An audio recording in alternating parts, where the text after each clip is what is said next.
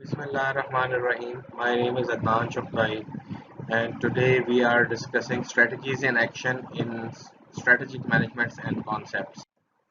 जी, अब strategies in action की अगर हम बात करें तो इसके अंदर हम सबसे पहले बात करेंगे long term objectives.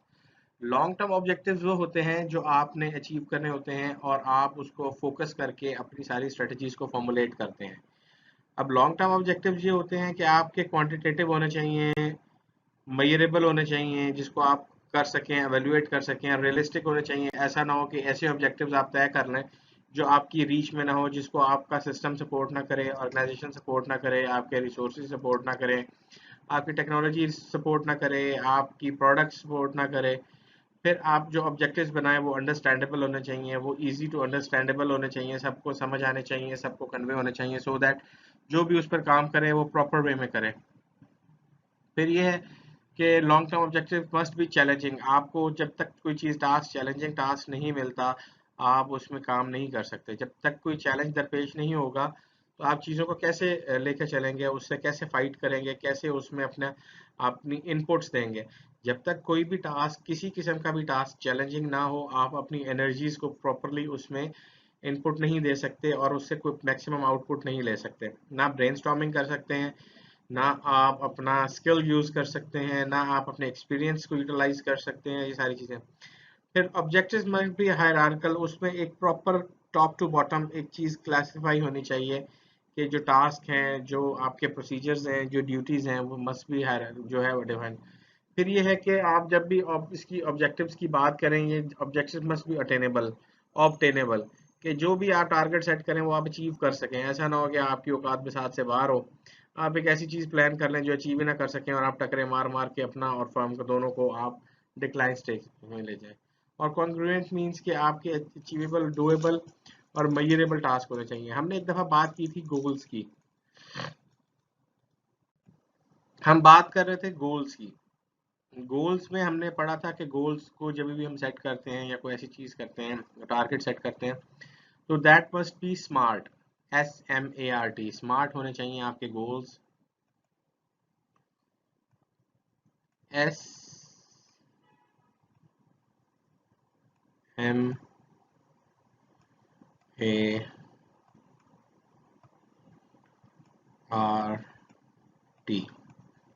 Smart means कि गोल्स मस्ट बी स्पेसिफिक, आपको पता हो, टू द पॉइंट आया है और टारगेटेड है और आपने उसके हिसाब से चलना है जो भी चीज़ है। Make your goal specific and narrow for more effective planning. आप अपने गोल्स को स्पेसिफिक कर सकते हैं, यानी अपना जो आपने टारगेट बनाया है उससे बिल्कुल टू द पॉइंट टारगेटेड आप काम करें और उसे अचीव करें। सेकंड वो बात करता है मेजरेबल, कि आप जो गोल्स बनाते हैं that must be measurable. Define what evidence will prove you are making progress and revaluable and when necessary and measurable when necessary। तो इसके अंदर वो यही बात करता है कि आपके मेजरेबल होने चाहिए टास्क, जिसको आप जो काम कर रहे हैं उसको कैसे आपकी एफिशिएंसी को मॉनिटर किया जाएगा और क्या इंडिकेटर्स होंगे जो आपकी सक्सेस स्टोरी को या आपकी परफॉर्मेंस को एवेल्युएट करेंगे। ये सारी चीज़ें इसके अंदर आती हैं मेजरेबल के अंदर। तीसरी चीज़ जो है मेन इसके अंदर आती है अटेनेबल, कि गोल्स मस्ट बी अटेनेबल, जिसमें हम ऑब्टेनेबल या अटेनेबल की बात करें कि make sure you can reasonably accomplish your goal with in a certain time, कि आपने एक टाइम फ्रेम बना दिया कि जी हमने इतने टाइम पीरियड में ये काम करके देना है, तो आपके पास अटेनेबल एक टारगेट होना चाहिए। ठीक है। फिर आता है जी गोल्स मस्ट बी रेलेवेंट। आपके गोल्स जो हैं आपकी पॉलिसीज, प्रोडक्ट, आपकी ऑर्गेनाइजेशन, टेक्नोलॉजी, हर चीज से रिलेटेड हो, रेलेवेंट हो। व्हेन, इसमें ये कहता है when your goals should align with, goals should be align with your values and long term objectives. बिल्कुल इसी तरह बात करता है कि रेलिवेंसी की, आपके जो ऑब्जेक्टिव्स हैं, आपकी टेक्नोलॉजी है, आपके लॉन्ग टर्म ऑब्जेक्टिव्स हैं, उनके साथ मिलके वो चला जाए। और फिर आखिरी और most important thing is your time orientation. आपके गोल्स जो है वो इन टाइम हो रहे हों, जो आपने टारगेट किया है, जो आपने प्लानिंग की है, जो स्ट्रेटेजी इंप्लीमेंट की है, वो टाइमली हो और टाइम कंज्यूमिंग ना हो। Set a realistic, ambitious end date for tasks, motivation, and completion. तो जिसमें आप टाइम फ्रेम जब तक डिफाइन नहीं करेंगे चीज़ों का, चीज़ें क्लियर नहीं होंगी और आप क्लियरली उसमें चल भी नहीं सकेंगे। तो ये होता है स्मार्ट। ये goals must be specific, measurable, attainable, realistic and time oriented. Few benefits of having a clear objective. Clear objective क्यों जरूरी है, क्यों एक क्लियर डायरेक्शन की और जरूरी है? वो इसलिए जी, it provide directions by revealing expectations. आपकी एक्सपेक्टेशन को रिवील करता है और डायरेक्शन करता है। अलाउ सिनर्जी, आपको सिनर्जी में जो है सपोर्ट। सिनर्जी क्या है? सिनर्जी जो होता है concept of a team work है कि हर बंदा मिल के काम करे फॉर ग्रेटर एफिशिएंसी। इसमें यह कहते हैं इंटरेक्शन और कॉपरेशन ऑफ टू और मोर सब्सटेंसेस और agents to produce a combined effect greater than the sum of their individual effects. यानी आप ग्रुप वर्क, टीम वर्क की बात करता है। फिर जो है क्लियर गोल्स जो हैं वो आपको एड करते हैं, हेल्प करते हैं evolution by serving as a standard. आपके स्टैंडर्ड सेटिंग में आपकी प्रायोरिटीज़ को जो आप सेट करते हैं अपने टास्क की, प्रोग्राम्स की, अपनी चीज़ों की, स्ट्रेटजीज़ की, कौन सी चीज़ों की, उसमें आपको बहुत क्लियर डायरेक्शन देते हैं क्लियर ऑब्जेक्टिव्स। फिर आपके अंदर जो एक अनसर्टेनिटी होती है, एक खौफ होता है, एक झिझक होती है, उसको भी ये मिनिमाइज करती है। इसका इफेक्ट जो है, जो क्लियर ऑब्जेक्टिव्स जो है, ये उसको आपकी अनसर्टेनिटी को, कन्फ्लिक्ट्स को, दोनों चीज़ों को जो है वो करती है। कन्फ्लिक्ट्स क्या कन्फ्लिक्ट्स क्या होते हैं? अब कन्फ्लिक्ट्स की अगर हम बात करें तो कन्फ्लिक्ट का मतलब ये बिल्कुल नहीं होता कि इख्तलाफ राय कर लें और आप बिल्कुल उसको ना का मसला बना लें, नहीं। कन्फ्लिक्ट्स जो होते हैं समटाइम बहुत हेल्पफुल होते हैं और ये आपकी इम्प्रूवमेंट का बाइस होते हैं। जब तक इख्तलाफ राय चीज़ों में नहीं होगा, चीज़ें रिफाइन नहीं की जा सकती। हाँ, पॉजिटिव कन्फ्लिक्ट्स जो है वो प्रोडक्टिविटी और एफिशिएंसी को इंक्रीज करते हैं। यानी कोई चीज़ है, कहीं आप फंस गए हैं, कोई कन्फ्लिक्ट ऑफ इंटरेस्ट आ गया, उसको एक नई शेप अप करके पॉजिटिव वे में ले जाके उसको किया जा सकता है। तो कन्फ्लिक्ट जो है वो is not always a bad thing. ठीक है। फिर ये जो आपकी एलोकेशन ऑफ रिसोर्सेज आपने करनी होती है, फंड्स देने होते हैं, अपनी एक्सपेंशन करनी होती हैं, टेक्नोलॉजी एड करनी होती है।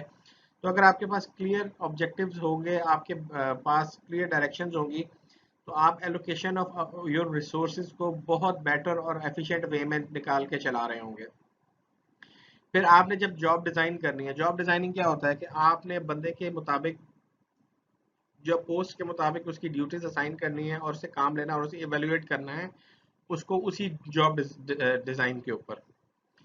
जब आपको जॉब्स डिज़ाइन कर रहे होते हैं तो जब तक आपके पास क्लियर पिक्चर नहीं होती, आपके ऑब्जेक्टिव क्लियर नहीं होते, आपके पास टास्क अभी क्लियर नहीं होता, आपकी प्रायोरिटी सेट नहीं होती, आपकी डायरेक्शन सेट नहीं होती, तो आप एक proper job description, job designing नहीं कर सकते। आप एक चीज़ को डिज़ाइन ही नहीं कर सकते।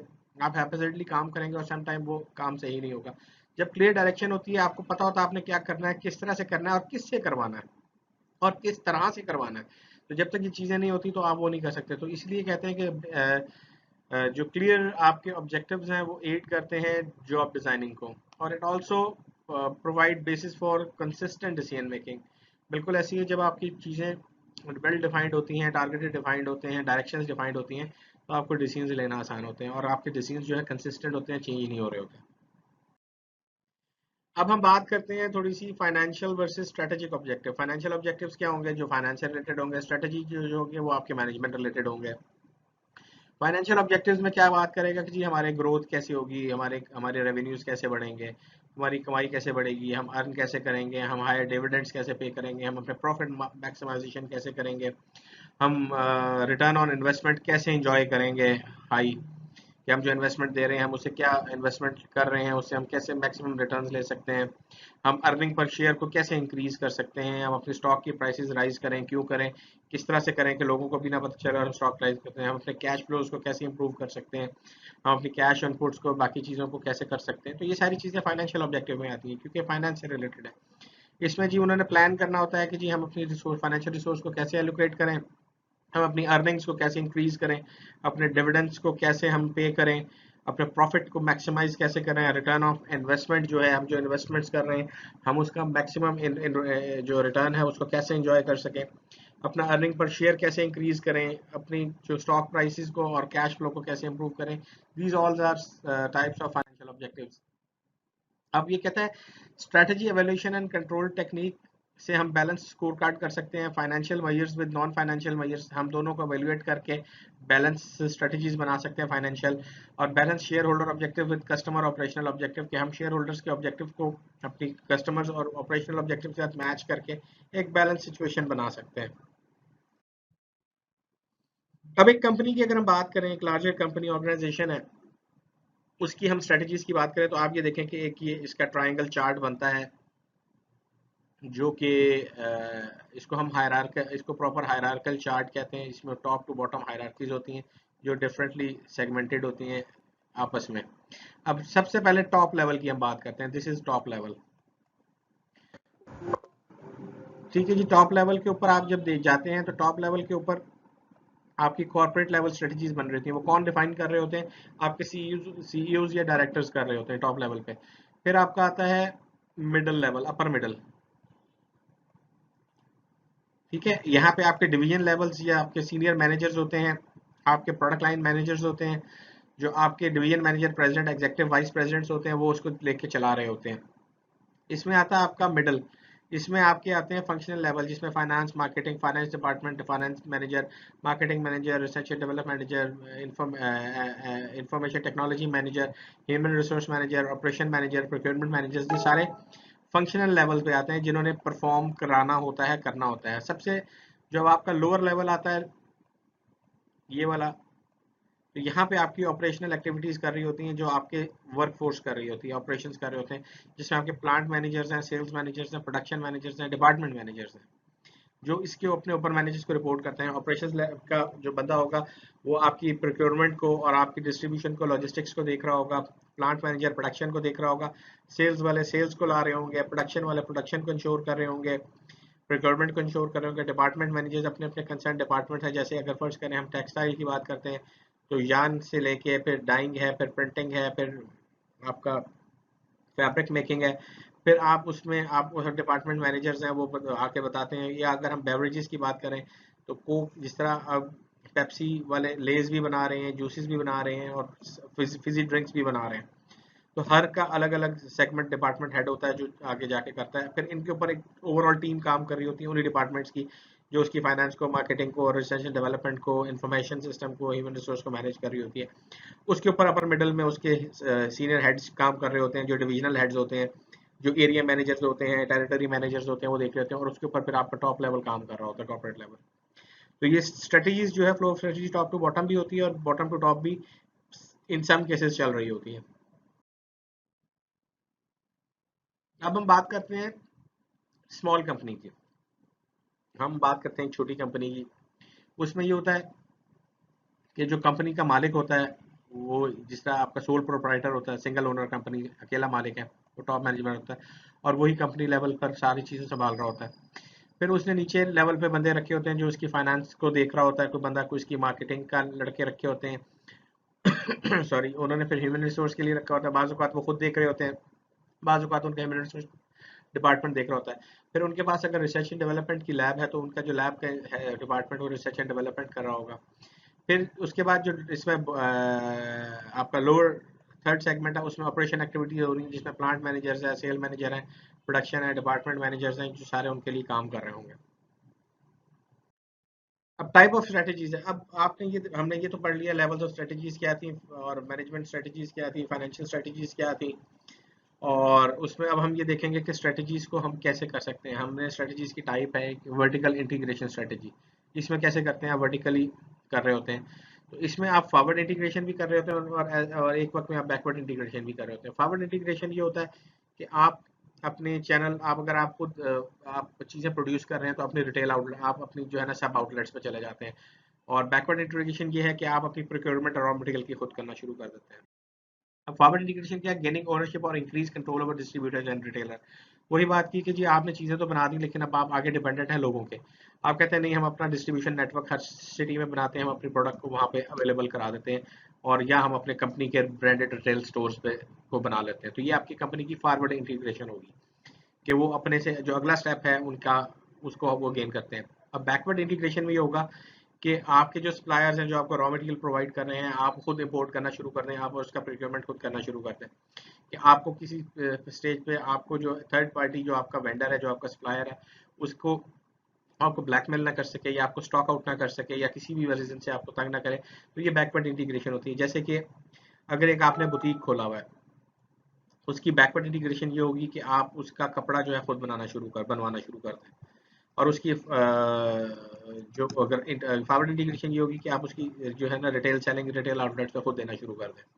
अब इसी तरह अगर कोक की हम बात करते हैं, अगर हम किसी कोल्ड ड्रिंक की फिजी ड्रिंक्स की बात करते हैं, तो आप अगर एक कोल्ड ड्रिंक डेवलप कर रहे हैं तो आपकी बैकवर्ड इंटीग्रेशन ये होगी कि आप उसका रॉ मटेरियल डायरेक्ट इंपोर्ट करें, आप उसकी जो बॉटल्स बना रहे हैं वो खुद बनाएं, जो पेट बॉटल है या ग्लास बॉटल है उसको खुद बनाएं, उसकी लेबलिंग को खुद इन करें। फॉरवर्ड इंटीग्रेशन ये होगी कि आप अपनी लॉजिस्टिक्स के थ्रू आप अपना डिस्ट्रीब्यूटर खुद बने और आप रिटेलर्स को सप्लाई करें, और कहीं अगर और है तो आप अपनी रिटेल आउटलेट बना के आप उसको डायरेक्ट सेल भी कर सकते हैं। तो ये वर्टिकल इंटीग्रेशन स्ट्रेटजीज की एग्जाम्पल हो सकती है। अब होती है इंटेंसिव स्ट्रेटजी। पहले तो इंटीग्रेशन थी, आपने इंटीग्रेशन कैसे की फॉरवर्ड बैकवर्ड। अब है इंटेंसिव स्ट्रेटजी, जब आपको बहुत ज़्यादा इंटेंसिव एक्शन की ज़रूरत है, बहुत रैपिड एक्शन की ज़रूरत है, उस वक्त आप क्या कर रहे होते हैं। जब आप ये स्ट्रेटजी बनाते हैं या आप इस वजह से बनाते हैं, आप मार्केट में घुसना चाह रहे हैं, मार्केट पेनिट्रेट करके आपके पास जो कंपेटिटर हैं आपके मार्केट है, आप उसको ब्रेक करके अपनी प्रोडक्ट को प्रमोट कर रहे होते हैं। आप ऐसी स्ट्रेटजीज ला रहे होते हैं कि आपकी प्रोडक्ट जो है वो हाईलाइट होती है, वो किस वजह से होती है, आप उसकी प्राइस कम करके ला रहे हैं, पैकेजिंग चेंज करके ला रहे हैं, उसकी क्वालिटी इंप्रूव करके ला रहे हैं, आप उसके बेनिफिट लेकर आ रहे हैं। आप मैंने मार्केट में घुस जाते हैं, पेनिट्रेट कर जाते हैं। आप कहते हैं भाई हमने घुसना है, जिस तरह जंग में नहीं होता सिपाही भागता भागता कहता है कि कूद पड़ो देखी जाएगी, तो इंटेंसिव स्ट्रेटजी भी उसी तरह की होती है। जब आप इंटेंसिव स्ट्रेटजी में जाते हैं तो आप मार्केट को पेनिट्रेट कर रहे थे, मार्केट को डेवलप भी साथ साथ कर रहे होते हैं कि आप अपनी मार्केट को डेवलप कर रहे हैं। खाली पेनिट्रेट करने से सस्टेनेबिलिटी नहीं मिलती, आपकी मार्केट डेवलपमेंट से आपका सस्टेनेबिलिटी का इफेक्ट मिलता है कि आपने एक दफा घुस गए, फेंक दिया, रीऑर्डरिंग नहीं हुई, फायदा नहीं। जब रीऑर्डरिंग की तरफ आता है तो आप अपनी मार्केट को गेन करें, मार्केट को डेवलप करें, चीज़ों को कर रहे हैं। फिर तीसरी इंटेंसिव स्ट्रेटजी आती है प्रोडक्ट डेवलपमेंट। फिर आप जब सस्टेनेबिलिटी गेन करते हैं तो एक ही चीज़ से आपके कस्टमर्स जो हैं वो तंग, या आपके जो कंज्यूमर्स हैं वो आपके तंग होते हैं, वो चाहते हैं कोई नई चीज़ आनी चाहिए, कोई चेंज आनी चाहिए। वो फिर प्रोडक्ट डेवलपमेंट की तरफ जाते हैं, उसमें फिर नई प्रोडक्ट को डेवलप करते हैं और अपने उसी ब्रांड नेम को उसको वो जो है हाईलाइट। ठीक है, ये क्लियर हो गया। अब इसके बाद हम देखें, इसकी मजीद डिफाइन करते हैं कि मार्केट पेनिट्रेशन में क्या होता है। Seeking increased market share for present products और services in present markets through greater marketing effort. वही बात होगी कि आपने पूरी एफर्ट से आपने अपनी प्रोडक्ट उठाई और मार्केट में घुस गए। Market development introducing present products और services into the new geographic areas, कि अपनी मार्केट जो है मार्केटिंग डेवलप कर रहे हैं, अपनी मार्केट को सस्टेनेबल करा रहे हैं, ग्रो करा रहे हैं, जिस सेगमेंट में नहीं है वो सेगमेंट में ले जाके आप काम कर रहे हैं। प्रोडक्ट डेवलपमेंट होता है seeking increase sale by improving present products और सर्विसेज और डेवलप न्यू प्रोडक्ट्स। ये वही बात होगी कि आप अपनी सेल को इंक्रीज कर रहे होते हैं या अपनी नई प्रोडक्ट्स को ला के उसको चेंज करके चला रहे हो। अब स्ट्रेटजी है डाइवर्सिफिकेशन। क्या होती है डाइवर्सिफिकेशन? ये होती है कि आपने अगर एक काम कर रहे हैं, आप उससे रिलेटेड ही अपना काम बढ़ाते जाएं। जैसे कि आपने कपड़ा बनाया, ठीक है, फिर आपने कपड़ा बनाया तो आपने सोचा यार मैं इसको डायरेक्ट क्यों बेचूं, मैं इसे शूटिंग की तरफ चला जाता हूँ। फिर आप उसमें कपड़ों की तरफ चले जाते हैं, क्लोथिंग की तरफ चले जाते हैं। फिर आप कहते हैं कि जी हम इसको और डाइवर्सिफाई करते हैं, हम बच्चों का सेगमेंट अलग कर देते हैं, ब्राइडल अलग कर देते हैं, जेंट्स अलग कर देते हैं, लेडीज अलग कर देते हैं। तो ये रिलेटेड डाइवर्सिफिकेशन की एग्जांपल है। अनरिलेटेड डाइवर्सिफिकेशन वो है जैसे पेप्सी ने की थी। पेप्सी बेवरेजेस में थी, उन्होंने कहा जी हम क्या किया जाए ऐसा कि हम सेगमेंट को ऐड करें। उन्होंने लेज को ऐड कर दिया, चिप्स के सेगमेंट को। बिल्कुल अनरिलेटेड चीज़ थी, उन्होंने कहा जी हमारा चैनल बना हुआ है, सब कुछ चला हुआ है, जहाँ हमारी स्टोर्स पे वो जाती है, हम वहाँ पे चिप्स रखेंगे, हम बेच देंगे। उन्होंने एक एक नया ही सेगमेंट अपने साथ अटैच किया, डाइवर्सिफाई सेगमेंट, और उसको उन्होंने चला दिया। कि मतलब वो पहले बेवरेजेस बेच रहे थे, अब वो चिप्स भी साथ बेच रहे हैं। तो ये दोनों डिफरेंट सेगमेंट्स हैं। अनरिलेटेड डाइवर्सिफिकेशन ये हो सकती है। रिलेटेड डाइवर्सिफिकेशन कहते हैं adding new but related product और सर्विसेज, और एडिंग न्यू अनरिलेटेड प्रोडक्ट और सर्विसेज, ये होती है अनरिलेटेड। वही बात हुई जो रिलेटेड सर्विसेज में मैंने आपको कहा कि अगर आप कपड़ा बना रहे हैं तो आप सिर्फ कपड़ा ना बनाएं, आप उसे आगे गारमेंट्स और उसको करके फिर आगे उसकी सब कैटेगरीज बना लें, जेंट्स में, लेडीज में, किड्स में। अनरिलेटेड की बेस्ट एग्जांपल पेप्सी की आती है। पेप्सी पहले कोल्ड ड्रिंक्स और फिजी ड्रिंक्स बेच रही थी, फिर उन्होंने कहा नहीं यार हम कोई नई चीज़ लाते हैं जो इंटायरली डिफरेंट हो। उन्होंने अनरिलेटेड प्रोडक्ट जो थी चिप्स वो अपने साथ ऐड कर दी, और आप देखें आजकल जो आपके पुराने ओल्ड चिप्स थे, कॉल्सन्स था, सुपर क्रिप्स था, 3M का, उसको लेज ने उड़ा दिया। आपको लेज ज़्यादा नजर आता है और वो पुरानी चीज़ें कम नजर आती हैं। तो ये एक बड़ी अच्छी एग्जाम्पल। तो अब डिफेंसिव स्ट्रेटजी इसमें रहेगी इंटेंसिव थी, फिर अब आप हम कहेंगे डिफेंसिव। डिफेंसिव स्ट्रेटजी में होता है कि फर्म अपने आप को संभाल के चला रही होती है, वो एक सेफ एंड पे खेल रही होती है, वो अपना जो है 3 तरह की चीज़ें फॉलो करती है, रिट्रेंचमेंट, डाइवर्सिचर और लिक्विडेशन। रिट्रेंचमेंट में ये है कि अपने ऑर्गेनाइजेशन का साइज कम कर रही होती है, अननेसेसरी खर्चे निकाल रही होती है, डाउन साइजिंग कर रही होती है, जो चीज़ें नहीं चाहिए होती, जो लोग नहीं चाहिए होते हैं उनको वो फायर ऑफ कर रहे होते हैं, चीज़ों को समराइज कर रहे होते हैं, कम कर रहे होते हैं, डाउन कर रहे होते हैं। फिर डाइवर्सिचर में ये है कि वो किसी और के साथ डाइवर्स चीज़ों में जा रही होती है, ये किसी के साथ मिल के चला रही होती है, और लिक्विडेशन में ये है कि वो बिजनेस को क्लोजर की तरफ ले जा रहे होते हैं। रिट्रेंचमेंट कहता है कि जी regrouping through cost and asset reduction to reverse declining sales and profit. जब आपके प्रॉफिट और सेल कम हो रही होती है तो आप अपने एसेट्स को स्क्वीज करते हैं, आप अपने अपने लोगों को फायर करते हैं, डाउन साइज करते हैं, अपने को एसेट बेच देते हैं, कर देते हैं, अपनी प्रोडक्शन कम कर देते हैं, अपने सेफ चलते हैं, तो इसे रिट्रेंचमेंट कहते हैं। डाइवर्सिचर कहता है जी सेलिंग अ डिवीजन और पार्ट ऑफ एन ऑर्गेनाइजेशन। आप अपने कोई ऑर्गेनाइजेशन का डिपार्टमेंट या कोई एक सबलेट कर देते हैं, या किसी को आप शेयर होल्डर साथ बना लेते हैं। लिक्विडेशन में है कि आप कंपनी के सारे एसेट बेच के हर चीज जो है उसको करके उसको आप बिजनेस क्लोज कर देते हैं, लिक्विडेशन।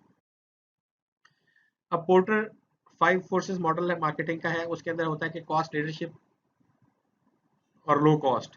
कॉस्ट लीडरशिप आप लेते हैं through low cost, cost leadership लेते हैं बेस्ट वैल्यू से। डिफरेंशिएशन करते हैं कि डिफरेंशिएशन करते हैं, फोकस करते हैं लो कॉस्ट को और फोकस करते हैं बेस्ट वैल्यू को। तो ये उसका 5 फोर्सेस मॉडल है, इसको आप अरेंज करेंगे, इसको इंशाल्लाह नेक्स्ट आगे हम इसको जो इसका टॉपिक है 5 फोर्सेस मॉडल उसमें डिस्कस करेंगे। तो इसमें ये होता है फोर्टर 5 फोर्सेस मॉडल के अंदर ये होता है कि हम थ्रेट ऑफ न्यू एंट्रेंट्स को भी देख रहे होते हैं, सब्स्टिट्यूट ऑफ प्रोडक्ट्स को भी देख रहे होते हैं, बार्गेनिंग पावर ऑफ सप्लायर को भी देख रहे होते हैं, बार्गेनिंग पावर ऑफ जो है बायर्स को भी देख रहे होते हैं। उसमें हम कॉस्ट लीडरशिप से कर सकते हैं, हम लो कॉस्ट से ऊपर कर सकते हैं, कॉस्ट लीडरशिप से बेस्ट वैल्यू पे आ सकते हैं, और डिफरेंशिएशन स्ट्रेटजी से हम पेनिट्रेट कर सकते हैं, लो कॉस्ट से हम जो है एंटर हो सकते हैं, और सब्स्टिट्यूट प्रोडक्ट को बेस्ट वैल्यू देके ला सकते हैं। बहुत सारी चीज़ें हैं, इसको मिंगल अप करके चलाया जा सकता है। So this was the whole overview of the topic. Inshallah, we'll be discussing more strategic management tools or strategies in the next lectures. Thank you very much.